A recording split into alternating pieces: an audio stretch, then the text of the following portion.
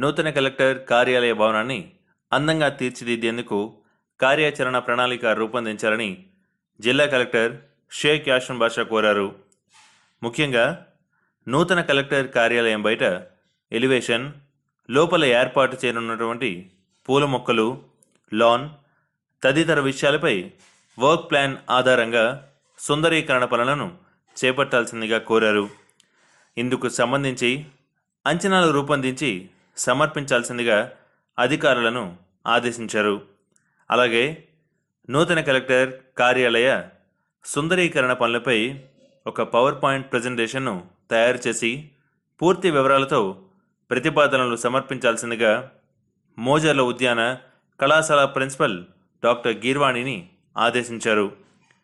నూతన కలెక్టర్ కార్యాలయ సుందరీకరణ విషయమై సోమవారం ప్రాథమికంగా తనిఖీ చేసిన అనంతరం ఆమె మాట్లాడుతూ, నూతన కలెక్టర్ కార్యాలయంలో చేపట్టాల్సినటువంటి పనులను త్వరితగతిన పూర్తి చేయాలని ఆదేశించారు. పనులన్నీ పూర్తయిన తర్వాత మొక్కల పెంపకం, లాన్ ఏర్పాటు వంటివి చేపట్టేందుకు అవకాశం ఉంటుందని ఆమె అన్నారు. రూఫ్ గార్డెన్ ఏర్పాటు చేసేందుకు నీరు బయటకు వెళ్లేందుకు డ్రైనేజీ లైన్లను ఏర్పాటు చేయాలని ఆర్ఎండ్బి అధికారులను ఆదేశించారు.